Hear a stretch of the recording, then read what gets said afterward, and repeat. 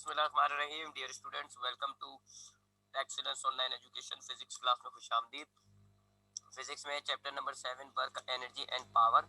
इस चैप्टर में हमने वर्क भी पढ़ लिया, पावर भी पढ़ ली, और हमने जो है एनर्जी भी देख लिया, एनर्जी क्या होती है। फिर एनर्जी की हमने दो टाइप्स देखनी थी, एक काइनेटिक एनर्जी और एक पोटेंशियल एनर्जी। तो हम काइनेटिक एनर्जी की बात कर रहे थे, इसकी हमने इक्वेशन भी ड्राइव कर ली थी, लेकिन मैं इक्वेशन दोबारा आपको ड्राइव करके दे देता हूँ। तो एनर्जी में एनर्जी की बहुत सारी फॉर्म्स होती हैं जी, और जैसे कि हीट होती है, साउंड होती है, लाइट होती है, ये सारी एनर्जी की फॉर्म्स हैं।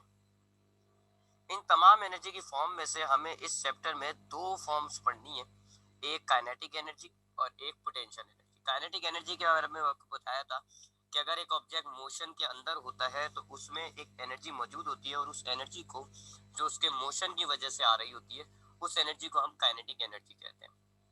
ठीक है, यानी अगर एक गाड़ी चल रही है, गाड़ी मोशन के अंदर है, तो उस चलती हुई गाड़ी में एक खास एनर्जी मौजूद होगी, and which is due to the motion of the object, और उस एनर्जी को आप काइनेटिक एनर्जी कहते हो। ये कहाँ से आती है, इसका जवाब भी मैंने आपको दिया था कि जब आप गाड़ी के अंदर मोशन पैदा करने के लिए एनर्जी दोगे, आपने जैसी एनर्जी दी तो गाड़ी के अंदर मोशन पैदा हो गया, वर्क होना शुरू हो गया। अब ये जो वर्क है, असल में आपने जो एनर्जी दी थी, ये वही वर्क है, वर्क की फॉर्म में आ गई। अब चलती हुई गाड़ी में जो वर्क हो रहा होता है, वो वर्क जो है एनर्जी की फॉर्म में आता है, और उस एनर्जी की फॉर्म को आप कहते हो काइनेटिक एनर्जी। तो सीधी जबान में अगर एक ऑब्जेक्ट चल रहा है तो उसमें काइनेटिक एनर्जी मौजूद है, या उल्टा बोले कि अगर एक ऑब्जेक्ट काइनेटिक एनर्जी रखता है तो इसका मतलब है कि वो मोशन के अंदर है। तो अगर एक ऑब्जेक्ट हरकत के अंदर है, चल रहा है मोशन में, तो उसके अंदर जो एनर्जी मौजूद होती है, that energy is called kinetic energy. अब हमने काइनेटिक एनर्जी के एक इक्वेशन बनानी है, डेरिवेशन फॉर काइनेटिक एनर्जी के लिए एक इक्वेशन बनानी है। उसके लिए हम ये सिचुएशन लेते हैं जी कि ये हमारे पास है जी जमीन, अर्थ हमारे पास है, अर्थ का ये एक यहाँ से आपने अर्थ के एक ऑब्जेक्ट को उठाया और आप ऐसे ऊपर ले गए। इस पॉइंट पर आप इस छोटी सी बॉल को इस पॉइंट पर आप ले गए, ठीक है। लेट्स से ये पॉइंट है जी बी। तो आपके पास ये एक अर्थ है जी, अर्थ की सरफेस से आपने एक बॉल उठाई और आप उसको बी पॉइंट पर ले गए। अब जब ये अपवर्ड मोशन होता है, बी पॉइंट पर ले गए और बी पॉइंट पर ले जाके आपने रोक दिया, तो आपने ऊपर जाके रोका है, तो फाइनल वेलोसिटी आपके पास होती है जी 0, और आप कह रहे हैं कि जो इसकी इनिशियल वेलोसिटी है वो v है। तो आपने इस ए पॉइंट से, जो कि अर्थ की सरफेस पर है, आपने यहाँ से एक बॉल उठाई, उसको इनिशियल वेलोसिटी दी v, और आप उसको लेके गए आहिस्ता आहिस्ता आहिस्ता आहिस्ता, आप उसको बी पॉइंट पर ले गए। बी पॉइंट पर ले जाके आपने उसको रोक दिया, तो उसकी फाइनल हो गई 0, इनिशियल हो गई v। ये जो डिस्टेंस इसने ये जो हाइट इसने कवर की है, लेट्स से कि ये h है। अपवर्ड मोशन के अंदर जो एक्सेलरेशन होता है वो -g होता है, ठीक है। तो ये हमने एक छोटा सा मोशन ले लिया। अब हम इसमें वर्क कैलकुलेट करेंगे, और वही वर्क काइनेटिक एनर्जी की सूरत में स्टोर हो जाता है। तो ये बात जरा दोबारा दोहरा लीजिएगा कि अगर आपके पास ये एक ऑब्जेक्ट है, आप इसको एनर्जी सप्लाई करोगे, एनर्जी की वजह से इसके अंदर वर्क पैदा हो जाएगा और ये चलने लग जाएगा। अब ये जो वर्क है ये कितना होता है, जितनी एनर्जी आपने सप्लाई की। अगर आपने 200 जूल एनर्जी सप्लाई की तो 200 जूल ही वर्क होगा, ठीक है। तो दरअसल ये एनर्जी आपकी वर्क में कन्वर्ट हो रही है, और वर्क की वजह से आपका ये मोशन चल रहा है। और ये जो वर्क है, जब तक ये गाड़ी या ये ऑब्जेक्ट चलता रहेगा, ये वर्क जो है कन्वर्ट हो जाएगा काइनेटिक एनर्जी की सूरत में। जितनी भी आपके पास वर्क हुआ वो सब इसकी काइनेटिक एनर्जी की सूरत में कन्वर्ट हुआ होगा। तो यूं एक चलते हुए ऑब्जेक्ट के अंदर देखें आप, काइनेटिक एनर्जी आ गई।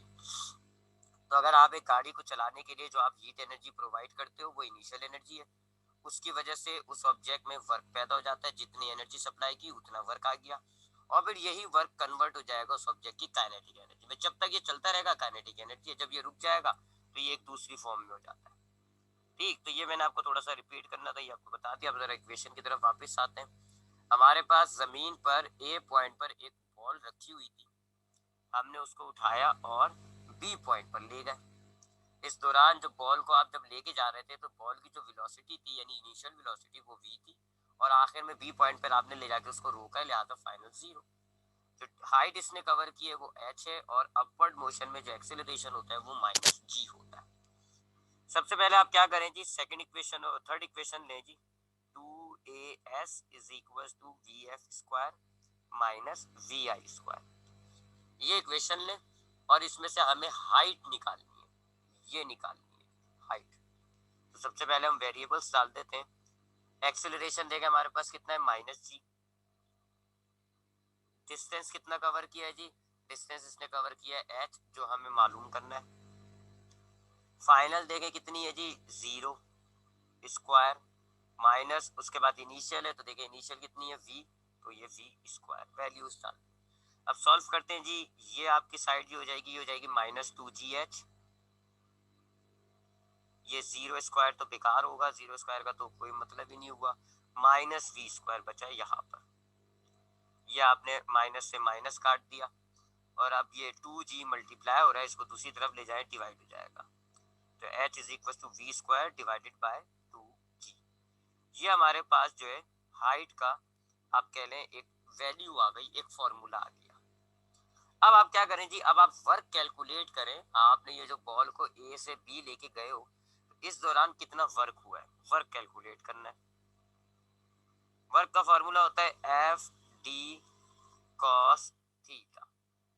अब यहाँ पर अगर हम देखें तो यहाँ पे जो फोर्स है, दरअसल वो फोर्स आपकी वेट के बराबर होगी, बस सिर्फ माइनस का फर्क होगा साइन में, क्योंकि आप ऊपर लगा रहे हो। यहाँ जो फोर्स है, चूंकि आप इस ऑब्जेक्ट को ए से बी लेके जा रहे हैं, तो अगेंस्ट द ग्रेविटेशनल फील्ड लेके जा रहे हैं, तो आपको कितनी फोर्स लगानी होगी, इस ऑब्जेक्ट का जो वेट है उसके बराबर। और वेट कितना होता है, mg, लिहाजा आपने फोर्स कितनी लगाई, mg। तो यहाँ पर आप ए से बी को ले जाने के लिए आप फोर्स लगा रहे हो mg, फोर्स आपने डाल दीजिए mg। डिस्टेंस देखें जी कितना है, h, लिहाजा h cos। अब थीटा की बात करते हैं। यहाँ पर आपका जो डिस्प्लेसमेंट की डायरेक्शन है वो ऐसे है जी, ऊपर की तरफ लेके जा रहे हो, आप देख लो ए से बी अपवर्ड डायरेक्शन है डिस्प्लेसमेंट की, और आपने फोर्स भी ऐसे ही लगाई है, तो सेम डायरेक्शन है जी। और सेम डायरेक्शन में आपका जो थीटा होता है, यानी कि दोनों के दरमियान जो एंगल है वो 0 हो गया। तो फोर्स आपकी इस ए से बी जब आप बॉल लेके गए, तो फोर्स आपकी वेट के बराबर है, यानी mg, और आपकी direction of force and direction of displacement same है, लिहाजा कोई एंगल नहीं है इन दोनों के दरमियान। तो कॉस हो गया जी 0, और कॉस 0 जो है वो 1 के बराबर होता है। कॉस 0 1 के बराबर होता है, लिहाजा 1 आप लिखते नहीं है, तो ये कॉस 0 खत्म हो गया। वेट आपके पास आ रहा है mgh। अब आपने ये जो h का फॉर्मूला बनाया था, ये अब आप इसमें डाल दें, w is equal to mg multiply by h की तरह, h की जगह हम ये लिख देंगे ये सब v² डिवाइडेड बाय 2g। ठीक, अब हम थोड़ा सा सिंप्लीफिकेशन करते हैं जी। ये g से g कट गया, आपके पास बचता है जी w इज इक्वल टू, ऊपर बचा mv² डिवाइडेड बाय नीचे बचता है 2। अब ये जो वर्क है, ये मैंने आपको अभी ऊपर बताया भी था, दैट वर्क, ये जो आपने ऑब्जेक्ट के अंदर काम किया, that work will be stored as kinetic energy. मैंने आपको बताया था कि जब आप ऑब्जेक्ट में वर्क कर रहे होगे, तो जब तक ऑब्जेक्ट चल रहा होगा, तो ये वर्क उसकी काइनेटिक एनर्जी में तब्दील हो जाएगा, जितना वर्क होगा उतनी काइनेटिक एनर्जी।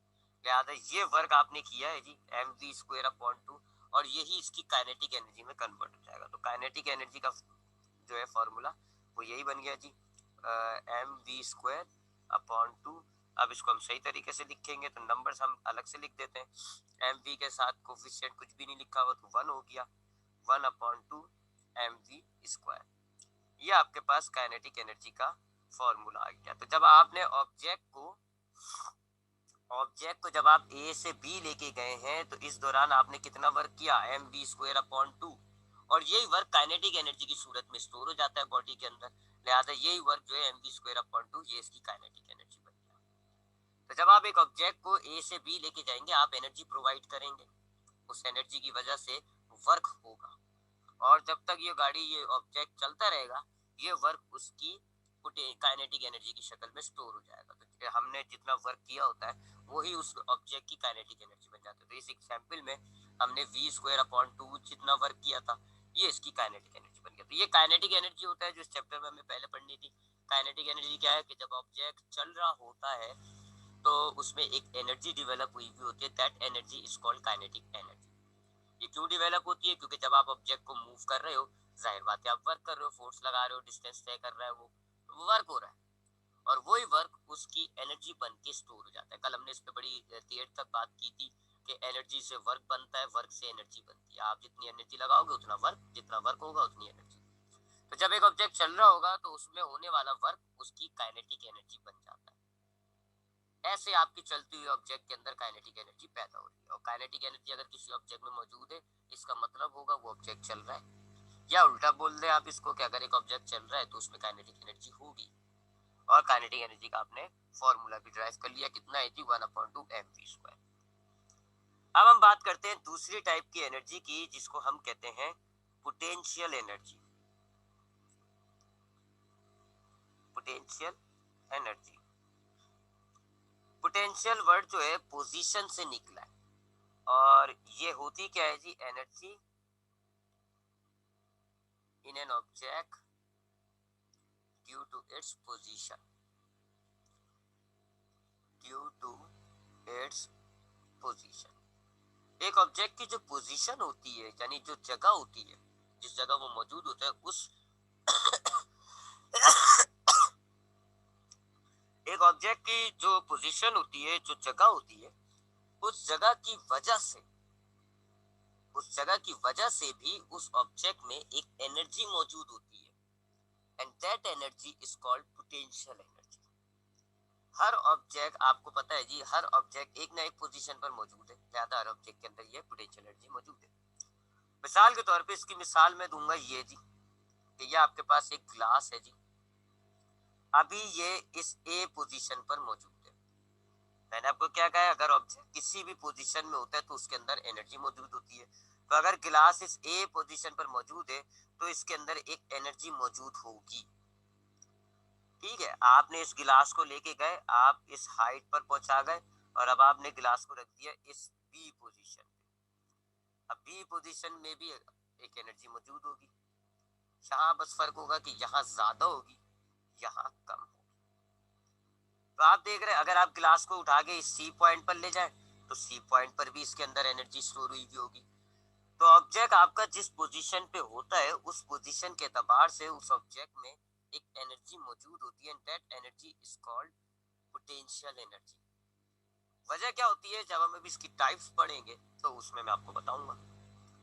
तो यकीन माने, अगर आप ग्राउंड फ्लोर पर मौजूद हैं, आपकी ये ग्राउंड पोजीशन क्या है, आप अभी ग्राउंड फ्लोर पर मौजूद हैं, तो आपकी यहाँ पर एक एनर्जी स्टोर हुई भी होगी, आप में एक एनर्जी मौजूद होगी, उसको आप पोटेंशियल एनर्जी कहोगे। अगर आप फर्स्ट फ्लोर पे चले गए, आपकी पोटेंशियल एनर्जी जो है या तो बढ़ जाएगी या कम हो जाएगी।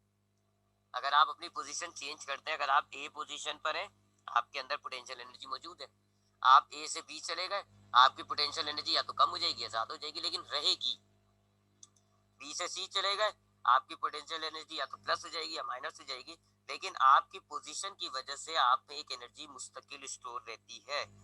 उस मुस्तकिल स्टोर होने वाली एनर्जी को, जो कि पोजीशन की वजह से आ रही होती है, उसको आप कहते हो पोटेंशियल एनर्जी। इसकी हम जो टाइप्स है, हमारे पास इसकी कुछ टाइप्स है जी। पहली टाइप होती है जी gravitational potential energy. Gravitational potential energy ये क्या है जी, आपने इसी चैप्टर में ग्रेविटेशनल फील्ड पढ़ा कि आपकी, ये सपोज करें जी अर्थ है, अर्थ जो है हर ऑब्जेक्ट को अपनी तरफ अट्रैक्ट कर रहा होता है, बकायदा उस पर फोर्स लगा के उसको अट्रैक्ट कर रहा होता है, लेकिन ये फोर्स इनफाइनाइट डिस्टेंस तक नहीं लगती, बल्कि एक खास एरिया तक लगती है। उस एरिया को आप कहते हो ग्रेविटेशनल फील्ड। तो सपोज करें जी, ये जो मैंने बनाई है, ये आपकी अर्थ की ग्रेविटेशनल फील्ड है, ये सारी अर्थ की ग्रेविटेशनल फील्ड है। इस जगह पर अगर कोई ऑब्जेक्ट होगा, सपोज करें इस ए पॉइंट पर अगर ऑब्जेक्ट होगा, तो इसको अर्थ अट्रैक्ट कर रहा होगा। इस ग्रेविटेशनल फील्ड से अगर ये ऑब्जेक्ट बाहर चला जाएगा, फिर इसको अर्थ अट्रैक्ट नहीं करेगा। तो उस एरिया को, जिस एरिया के अंदर अर्थ की फोर्स आप महसूस कर सकते हो, उस एरिया को आप कहते हो ग्रेविटेशनल फील्ड।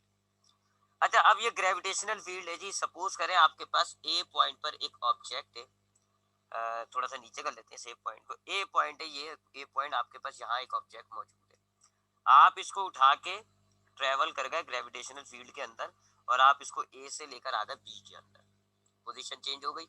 अब ये जो बी पोजीशन है, इस पोजीशन के अंदर इस ऑब्जेक्ट के अंदर एनर्जी होगी और उस एनर्जी को आप क्या कहोगे, पोटेंशियल एनर्जी।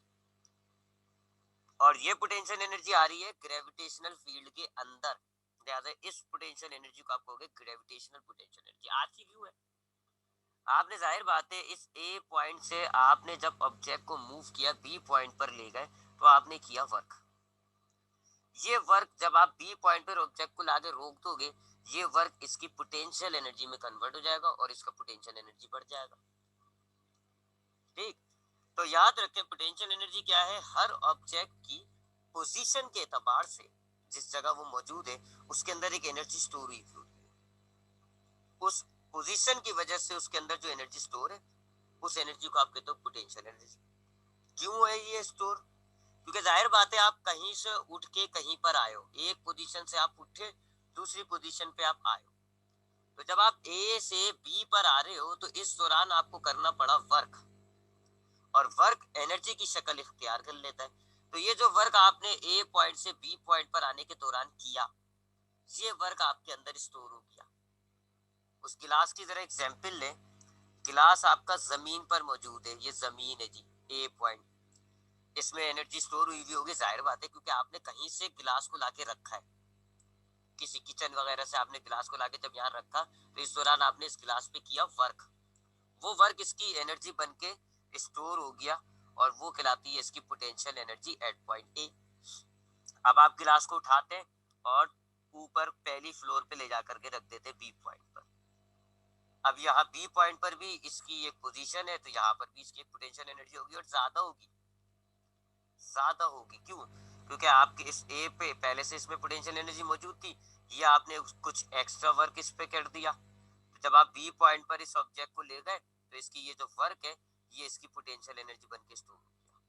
अब अगर आप इस बी पॉइंट से गिलास को छोड़ दोगे तो ये गिलास जमीन पर जब आके गिरेगा काफी खतरनाक इंपैक्ट होगा, ये गिलास टूट जाएगा क्योंकि इसके अंदर एनर्जी ज्यादा हो गई। तो ये जो गिलास टूटा है, क्यों टूटा है, क्योंकि इस गिलास के अंदर एनर्जी थी, पोटेंशियल एनर्जी, इस वजह से ये टूट गया। तो इसको आप पोटेंशियल एनर्जी कहते हो, पोजीशन की वजह से ऑब्जेक्ट के अंदर जो एनर्जी होती है उस एनर्जी को आप पोजीशन पोटेंशियल एनर्जी कहते हो। ये एनर्जी क्यों होती है, क्योंकि आप अगर एक ऑब्जेक्ट को एक पोजीशन पे लाके रखते हो तो जाहिर बात है आपने उसको किसी इनिशियल पोजीशन से उठाया है और किसी फाइनल पोजीशन पे ले जाके रख दिया। तो अब आप इनिशियल से जब आप फाइनल जगह पे लेके आके रखते हो तो जो वर्क करते हो वो वर्क उसके अंदर स्टोर हो जाता है, जिसको आप कहते हो उसकी पोटेंशियल एनर्जी। टाइप्स की बात कर रहे थे हम, तो ग्रेविटेशनल पोटेंशियल एनर्जी क्या होगा, अगर आपने ऑब्जेक्ट को ए पॉइंट से ग्रेविटेशनल फील्ड के अंदर, अगर आपने ए पॉइंट से बी पॉइंट पे ले जा रहे हो तो जो वर्क किया वो उस ऑब्जेक्ट के अंदर स्टोर हो जाएगा और उसकी बन जाएगा ग्रेविटेशनल पोटेंशियल एनर्जी। इसी तरीके से दूसरी टाइप कहलाती है इलेक्ट्रोस्टैटिक पोटेंशियल एनर्जी। एक और होती है जी पोटेंशियल एनर्जी, उसको आप कहते हो इलेक्ट्रोस्टैटिक पोटेंशियल एनर्जी। अब ये क्या होती है जी, जिस तरह अर्थ की फील्ड होती है इसी तरह ये चार्ज है जी आपके पास, सपोज करें पॉजिटिव चार्ज, ये भी फोर्स लगाएगा, नेगेटिव चार्ज पर अट्रैक्टिव फोर्स लगाता है, पॉजिटिव चार्ज पर रिपल्सिव फोर्स लगाता है, और ये भी एक एरिया पे लगा रहा होता है, इस एरिया को आप कहते हो इलेक्ट्रोस्टैटिक फील्ड। तो जिस तरह अर्थ की होती है ग्रेविटेशनल फील्ड, इसी तरह चार्ज की होती है इलेक्ट्रोस्टैटिक फील्ड। अब इलेक्ट्रोस्टैटिक फील्ड पे सपोज करें ए पॉइंट पर आपके पास एक चार्ज मौजूद है, आप इसको उठा के लेके गए बी पॉइंट पर, तब आपने इसको जब ए से बी लेके गए आपने किया वर्क, वो वर्क इस चार्ज के अंदर स्टोर हो जाएगा और इसकी क्या बन जाएगी, इलेक्ट्रोस्टैटिक पोटेंशियल एनर्जी। है तो पोटेंशियल एनर्जी क्योंकि पोजीशन की वजह से, लेकिन चूंकि ये जो पोजीशन है ये इलेक्ट्रोस्टैटिक फील्ड के अंदर है, इसलिए इस पोजीशन को आप कह रहे हो इलेक्ट्रोस्टैटिक पोटेंशियल एनर्जी। तीसरी टाइप होती है जी, उसको आप कहते हो मैग्नेटिक पोटेंशियल एनर्जी। ये क्या होती है जी, बिल्कुल जिस तरह अर्थ की एक ग्रेविटेशनल फील्ड होती है, चार्ज की इलेक्ट्रोस्टैटिक फील्ड होती है, इसी तरह अगर आपके पास ये मैग्नेट है तो मैग्नेट की भी एक बकायदा फील्ड होती है, उसको आप कहते हो मैग्नेटिक फील्ड। अगर आप मैग्नेटिक फील्ड में एक ऑब्जेक्ट को उठा के दूसरे पोजीशन पर ले जाते हैं तो जो वर्क करोगे आप, वो वर्क इसकी इस पोजीशन में ले जाकर स्टोर हो जाएगा, उसको आप कहोगे मैग्नेटिक पोटेंशियल एनर्जी। इसी तरीके से चौथी टाइप जो होती है उसको आप कहते हो elastic potential energy. Elastic potential energy ये क्या है जी? सपोज करें ये आपके पास एक स्प्रिंग है, इलास्टिक मटेरियल, आपने फोर्स लगाई, वर्क किया, स्प्रिंग को कंप्रेस कर दिया। आपने स्प्रिंग को कंप्रेस कर दिया, आपका स्प्रिंग था ए पॉइंट पर, आप उसको लिया है बी पॉइंट पर। अब जब आप स्प्रिंग को कंप्रेस करोगे, आपने किया वर्क, ये वर्क इस स्प्रिंग के अंदर स्टोर हो गया, इसकी क्या बन गई? Elastic potential energy. और वो आपको कैसे महसूस होगी? जैसे आप इस पोजीशन पे छोड़ोगे, आपको नजर आएगा ना स्प्रिंग वापस जाता है, एनर्जी मौजूद है। तो ये होती है पोटेंशियल एनर्जी। आपके ऑब्जेक्ट की पोजीशन की वजह से उसमें एक एनर्जी स्टोर हुई भी होती है, उस एनर्जी को आप कहते हो पोटेंशियल एनर्जी।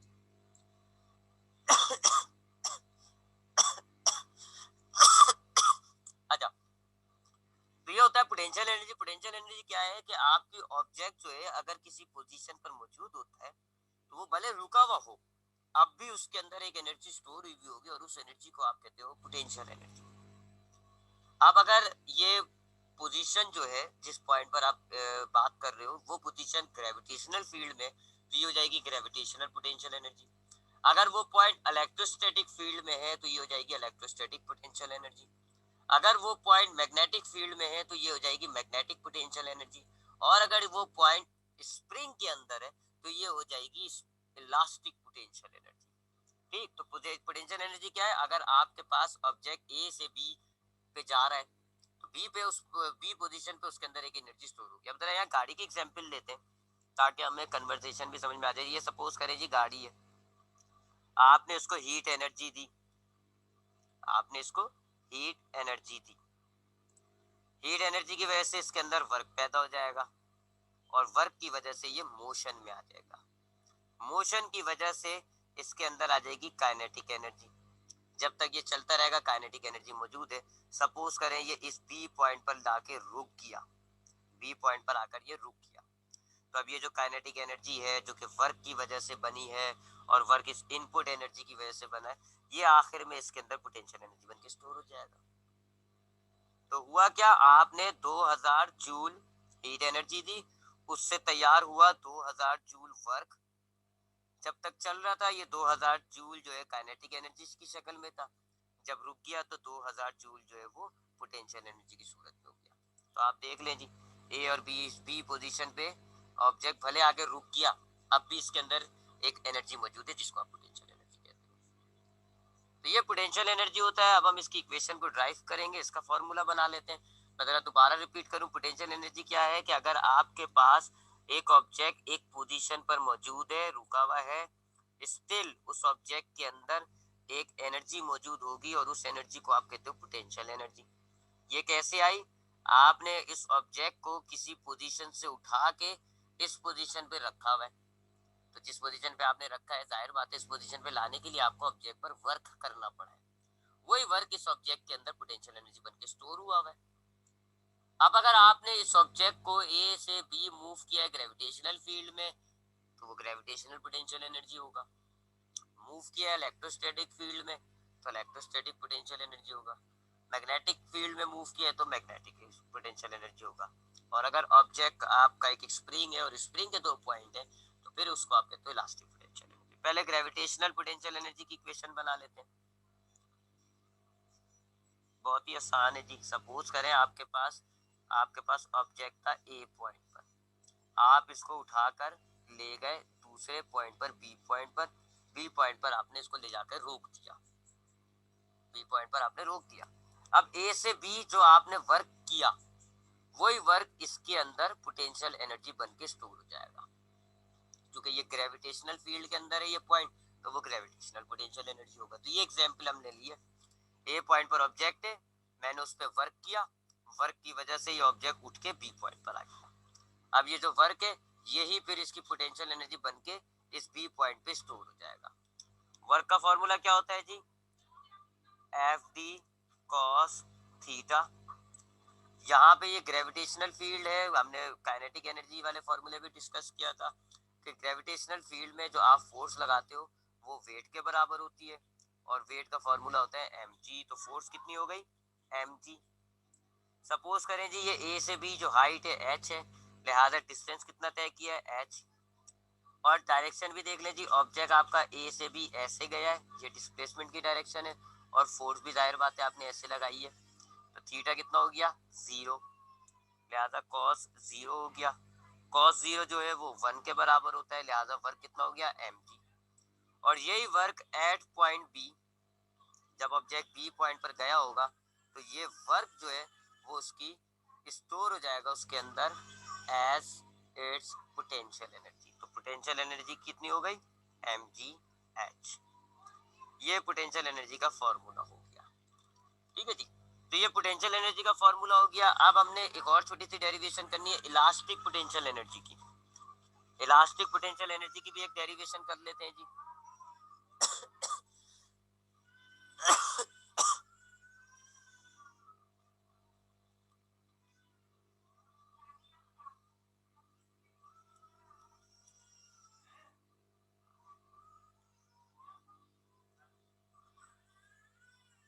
अब हम करते हैं जी इलास्टिक पोटेंशियल। ये जो हमने फॉर्मूला बनाया है mgh, ये ग्रेविटेशनल पोटेंशियल एनर्जी का था। अब हम इलास्टिक पोटेंशियल एनर्जी का बना लेते हैं जी। सपोज करें कि ये आपके पास एक सेटअप है जी, इसमें आपके पास ये स्प्रिंग लगा हुआ है, ठीक है, ये आपके पास एक मास है जी उस स्प्रिंग से जुड़ा हुआ। इस वक्त ये ओ पोजीशन पे रुका हुआ है, ठीक है, ओ पोजीशन पे रुका हुआ है। इस पे फोर्स कितनी लग रही है जी 0, कोई फोर्स नहीं लग रही क्योंकि ये रुका हुआ है। ऑब्जेक्ट रुका हुआ है, कोई फोर्स नहीं लग रही ओ पोजीशन पे। फिर आपने क्या किया जी, आपने इस पे फोर्स लगाई अंदर की तरफ ऐसे, और आपने स्प्रिंग को कर दिया कंप्रेस। कंप्रेस करके अब आपका जो स्प्रिंग है, मास जो है सॉरी, वो आपका आ गया जी ए पॉइंट पर। अब आपने इसको ओ से लेके ए तक मूव कर दिया। शुरू में ये ओ पॉइंट पर था, कोई फोर्स इस पे नहीं लग रही थी। फिर आपने क्या करा, आपने इसको उठाया और फोर्स लगाई इस पर, आपने स्प्रिंग को कंप्रेस किया, और आपका ये जो ऑब्जेक्ट है,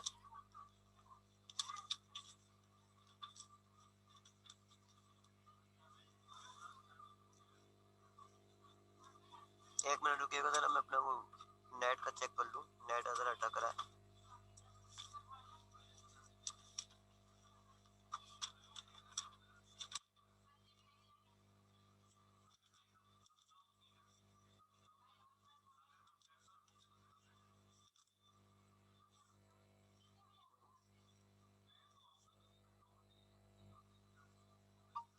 जरा मैं नेट कन्वर्ट कर लूँ, मेरा ये नेट जरा तंग कर रहा है, मैं दूसरे नेट पे आ जाऊँ।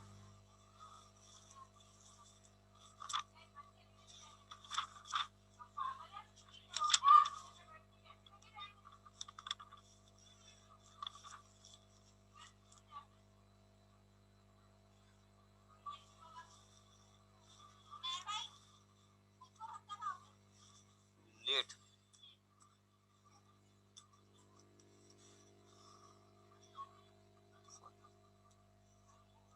अच्छा जी, हम आते हैं इलास्टिक पोटेंशियल एनर्जी पे। मैंने भी देखा है कि आपका ये रिड्यूस हुआ हुआ है, तो इसको नहीं करते फिर, या आपका जो है सिलेबस में नहीं है, ये असल में मैट्रिक में इसमें है भी नहीं है, तो इसको हम हटा ही देते हैं, इसको हम छोड़ देते हैं, इसको हम नहीं कर रहे हैं। सिर्फ ग्रेविटेशनल पोटेंशियल की थी तो वो हमने कर लिया।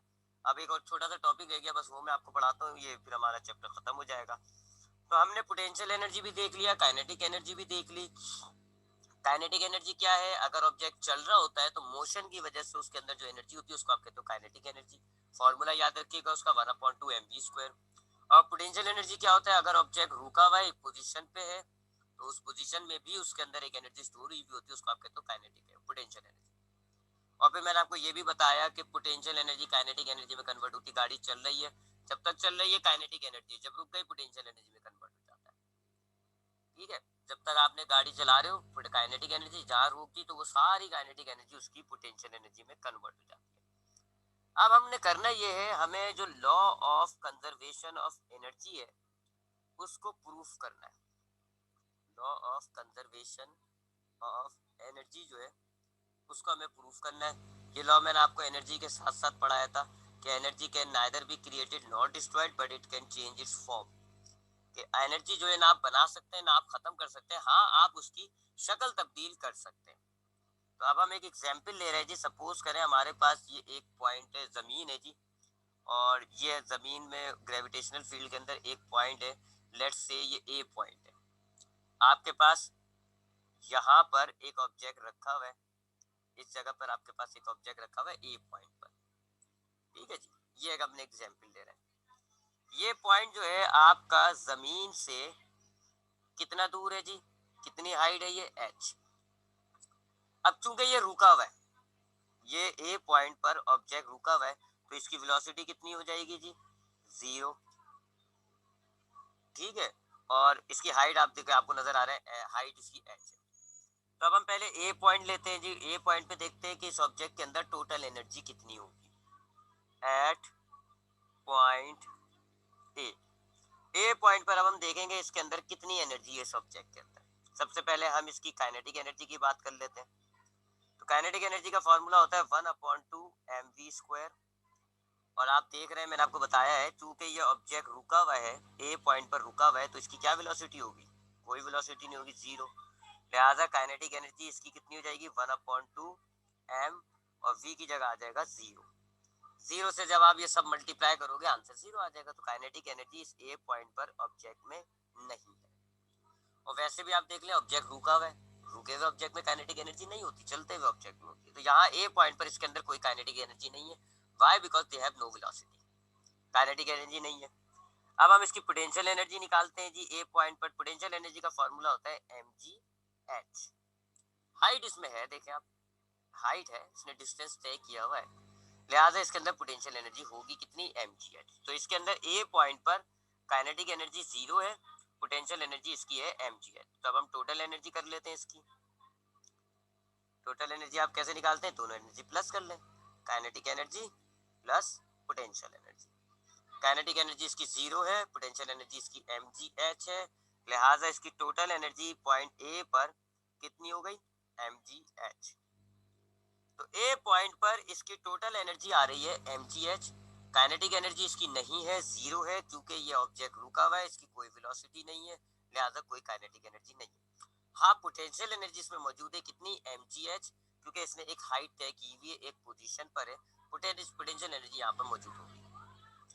अब हम इसका दूसरा पॉइंट कंसीडर करते हैं जी। ऑब्जेक्ट को हमने छोड़ा और ये ट्रेवल करते करते यहाँ आ गया जमीन से थोड़ा सा ऊपर बी पॉइंट। अब जाहिर बात है, ये जब नीचे आ रहा था, जब आपने ए से छोड़ा इसको, जब ये ए से नीचे आया बी पर जब आया, तो अब जरा बी पॉइंट को देखें, यहाँ पर इसकी वेलोसिटी होगी, क्योंकि ये ट्रेवल करता हुआ आ रहा है, कुछ वेलोसिटी होगी इसकी। तो वहाँ यहाँ वेलोसिटी इसमें मौजूद है, प्रेजेंट है जी इसके अंदर वेलोसिटी, तो हमने लिख दिया v। हाइट इसकी आप देखें खत्म हो गई, 0। अब ये सरफेस से पूरा जुड़ गया एक लिहाज से, तो हाइट इसकी कितनी है, 0। तो बी पॉइंट पर इसमें वेलोसिटी जरूर है, लेकिन हाइट इसमें नहीं है। तो हम बी पॉइंट पर इसकी टोटल एनर्जी दे चेक करते हैं। एट पॉइंट बी, अब हम बी पॉइंट पर इसकी एनर्जी चेक करते हैं, इसकी टोटल एनर्जी कितनी। पहले काइनेटिक एनर्जी की बात कर लेते हैं। काइनेटिक एनर्जी का फॉर्मूला होता है 1/2 mv²। बी पॉइंट पर इसकी वेलोसिटी है, लिहाजा इसकी काइनेटिक एनर्जी ये होगी 1/2 mv²। पोटेंशियल एनर्जी इसकी चेक करते हैं जी। पोटेंशियल एनर्जी का फॉर्मूला होता है mgh, लेकिन अब बी पॉइंट पर हाइट नहीं है, हाइट 0 है, लिहाजा इसकी पोटेंशियल एनर्जी बी पॉइंट पर कितनी हो जाएगी, 0, क्योंकि ये 0 जी और m से मल्टीप्लाई होगा 0। टोटल एनर्जी चेक कर लेते हैं जी। टोटल एनर्जी कितनी है, टोटल एनर्जी हो जाएगी जी kinetic energy plus potential energy. Kinetic energy इसके अंदर है 1/2 mv² प्लस पोटेंशियल एनर्जी है इसकी 0। टोटल एनर्जी आ रही है इसकी 1/2 mv²। ठीक है जी। अब आप क्या करें जी, थर्ड इक्वेशन लें। Third equation of motion 2as is equal to vf² minus vi²। ठीक है जी। वैल्यूज डालें, डाउनवर्ड मोशन है, एक्सेलरेशन g हो गया, हाइट इसने कवर की है h। बी पॉइंट की बात हो रही है, डाउनवर्ड है ना, नीचे आया था, तो एक्सेलरेशन हो गया पॉजिटिव g, और डिस्टेंस कितना ट्रेवल किया इसने, h। फाइनल वेलोसिटी हमने देखा उसकी कितनी है, v²। इनिशियल उसकी नहीं थी, ए पॉइंट पर 0 थी, तो इनिशियल इसकी हो गई 0। ये हो गया 2gh is equal to v²। अब ये जो है 2gh is equal to v², ये आप यहाँ डाल दें, तो ये हो गया 1/2 m v स्क्वायर की जगह क्या आ जाएगा 2gh, 2 से 2 कट गया, टोटल एनर्जी इसकी कितनी बन गई अब, total energy is equal to mgh। B point पर भी देखें टोटल एनर्जी कितनी आ रही है जितनी ए पॉइंट पर थी, ए पॉइंट पर कितनी थी देखें mgh, बी पॉइंट पर भी कितनी है mgh, टोटल एनर्जी फिक्स है। शक्ल तब्दील हो गई, पहले ए पॉइंट पर उसके पास काइनेटिक एनर्जी जीरो थी, पोटेंशियल एनर्जी उसके पास mgh थी, बी पॉइंट पर उल्टा हो गया, पोटेंशियल एनर्जी जीरो हो गई, काइनेटिक एनर्जी उसके पास mgh है। लेकिन देखिए दोनों पॉइंट पर टोटल एनर्जी कितनी है, अब भी टोटल एनर्जी mgh ही है, टोटल एनर्जी फिक्स है।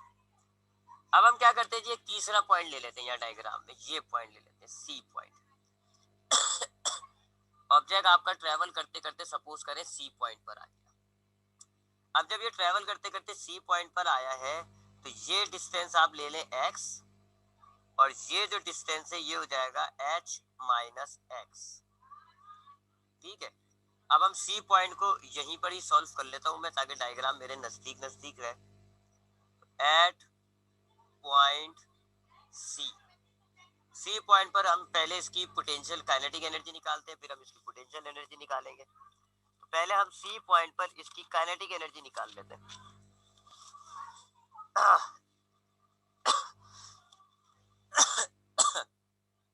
पहले हम सी पॉइंट पर इसकी पोटेंशियल एनर्जी निकाल लेते हैं जी। Potential energy is equal to formula होता है mgh, ये फॉर्मूला होता है पोटेंशियल एनर्जी का। अब देखिए जी सी पॉइंट पर हाइट कितनी है, सी पॉइंट जमीन से कितना दूर है h माइनस एक्स, लिहाजा इस हाइट की जगह आप लिख देंगे h minus x.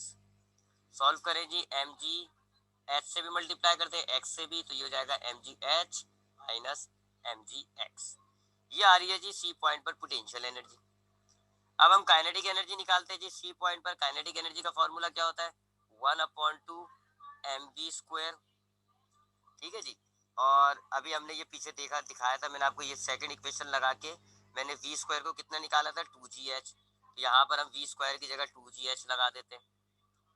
1/2 m, v square की जगह क्या आ जाएगा 2gh, 2 से 2 कट गया, काइनेटिक एनर्जी कितनी आ रही है इसकी mgh।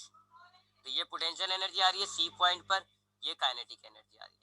टोटल एनर्जी चेक करें, टोटल एनर्जी चेक करते जी। टोटल एनर्जी कैसे निकलती है जी, kinetic plus potential. Kinetic energy C point पर कितनी है mgh, plus potential energy C point पर कितनी है mgh माइनस mgx। अच्छा मैंने गड़बड़ कर दी, मतलब टाइम बड़ा शॉर्ट चल रहा है।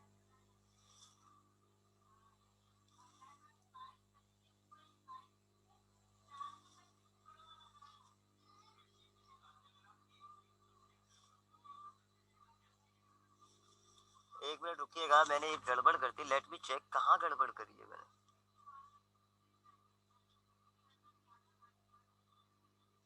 हाँ गड़बड़ एक मैंने एक जगह करी हुई है गड़बड़, हाँ वो नजर आ गई। ये देखें काइनेटिक एनर्जी जब हम चेक कर रहे हैं तो अब हाइट जो है, हाइट देखें कितनी डिस्टेंस तय किया इसने सी पॉइंट पर। काइनेटिक एनर्जी के लिए हाइट हमने एच लिख दी, गलती करी हुई है, एक्स तय किए जी। ए पॉइंट से नीचे आया सी पॉइंट तक तो हाइट होगी एक्स, यहाँ हाइट जो है वो एक्स होगी, ठीक है। तो इसको हम सही कर लेते हैं, हाइट जो है वो एक्स हो जाएगी, ये एक्स ये एक्स, ठीक है। अब हम वापस आते हैं, काइनेटिक एनर्जी हमारे पास कितनी हो रही है जी, वापस लिखते हैं। सी पॉइंट पर आपके पास काइनेटिक एनर्जी है mgx, प्लस पोटेंशियल एनर्जी कितनी थी mgh माइनस mgx। अब ये प्लस का mgx माइनस का mgx कट गया, देखिए जी सी पॉइंट पर भी एनर्जी कितनी आ रही है टोटल mgh।